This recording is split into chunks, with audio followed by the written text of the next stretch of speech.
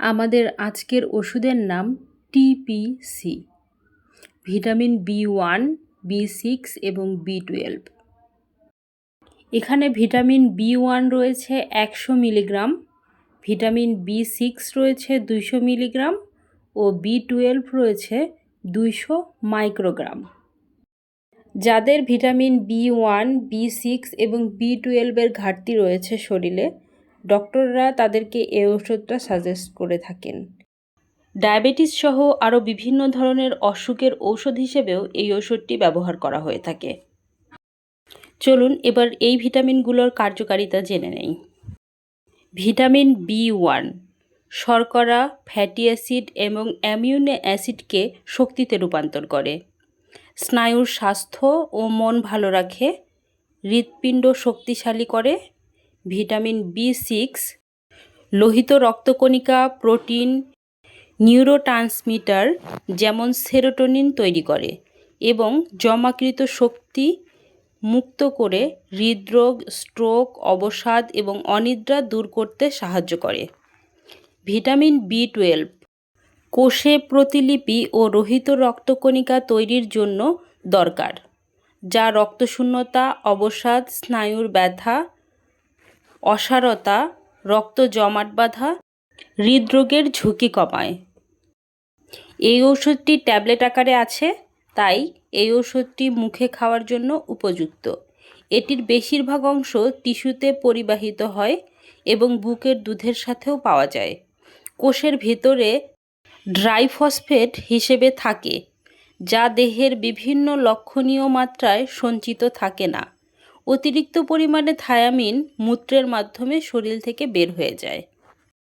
এই ঔষধ প্রয়োজনের বেশি খেয়ে কোনো লাভ নেই, কারণ প্রয়োজনের অতিরিক্ত ঔষধ মূত্রের মাধ্যমে শরীর থেকে বের হয়ে যাবে। ঔষধটি অবশ্যই ডক্টরের পরামর্শ নিয়ে খাবেন। ডক্টরের পরামর্শ ছাড়া কোনো ওষুধ খাওয়া ঠিক নয়। মাত্রা ও সেবন বিধি: দিনে 1 থেকে 3টি করে ট্যাবলেট অথবা চিকিৎসকের পরামর্শ অনুযায়ী খেতে হবে। এই ঔষধ শিশুদের জন্য ব্যবহার করা যাবে কিনা তার কোনো সঠিক তথ্য নেই। পার্শ্ব প্রতিক্রিয়া: সাধারণ ক্ষেত্রে এই ওষুধের কোনো পার্শ্ব প্রতিক্রিয়া দেখা যায় না, তবে কিছু ক্ষেত্রে অ্যালার্জির সমস্যা দেখা যেতে পারে। এই ওষুধটি সাধারণত 2 ভাবে পাওয়া যায়: 1 ট্যাবলেট আকারে, 2 ইনজেকশন আকারে। গর্ভ অবস্থায় ও স্তন্যদানকালে মুখে ব্যবহার করা যে ট্যাবলেট আছে, এই ঔষধটি ব্যবহার করা যাবে। কোনো অবস্থাতেই ইনজেকশন ব্যবহার করা যাবে না, কারণ এই ইনজেকশনে রয়েছে অ্যালকোহল, যা স্তনদানকালে ও গর্ভবতী অবস্থায় ব্যবহার করার অনুমোদন নেই। মাত্রা আধিক্যতা: অনুমোদিত মাত্রায় সেবন করলে তেমন বেশি মাত্রা আধিক্যতা লক্ষ্য করা যায় না, তবে কারো যদি শরীরে মাত্রা আধিক্যতার কারণে কোনো ধরনের সমস্যা তৈরি হয়, তবে ডক্টরের পরামর্শ নিতে হবে। সকল ধরনের ঔষধ শিশুদের নাগালের বাইরে রাখুন। আলো থেকে দূরে, ঠান্ডা ও শুষ্ক স্থানে রাখুন, যে স্থানের তাপমাত্রা অবশ্যই 25 ডিগ্রি সেলসিয়াসের নিচে হতে হবে। এই ঔষধটির তৈরিকারক প্রতিষ্ঠান একমি ল্যাবরেটরিজ লিমিটেড। এই ঔষধে ভ্যানিলা ফ্লেভার দেওয়া আছে। প্রতি একটি ওষুধের দাম 11 টাকা এবং 30টি ওষুধের দাম 330 টাকা মাত্র। এই ভিডিওটি এমন কারো কাছে শেয়ার করুন যার এই ভিডিওটি উপকারে আসবে। সে আপনার বন্ধু কিংবা পরিবারের কেউ হতে পারে। এই ভিডিওটি দেখার জন্য আপনাদেরকে অসংখ্য ধন্যবাদ।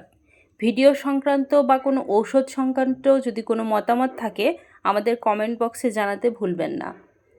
আর আপনি যদি আমার এই চ্যানেলে নতুন হয়ে থাকেন, চাইলেই আমার চ্যানেলটিকে সাবস্ক্রাইব করে পাশে থাকা বেল বাটনটি দাবিয়ে রাখতে পারেন। বেল বাটনটি দাবিয়ে রাখলে এরকম তথ্যবহুল বিভিন্ন ভিডিওর নোটিফিকেশান আপনি পেয়ে যাবেন। আমার বলা কথা কারো জন্য ব্যবস্থাপত্র নয়। আমি ঔষধ সম্পর্কে আপনাদেরকে জানানোর জন্য ভিডিওটি তৈরি করেছি। ঔষধটি খাওয়ার পূর্বে অবশ্যই কোনো ভালো ডাক্তারের পরামর্শ নেবেন, তারপরে খাবেন। আপনাদের সুস্বাস্থ্য ও কল্যাণ কামনা করে আজকের মতো ভিডিও শেষ করছি। দেখা হবে অন্য কোনো দিন অন্য কোনো ভিডিও নিয়ে। ভালো থাকুন, সুস্থ থাকুন। Thanks for watching. Please subscribe my channel.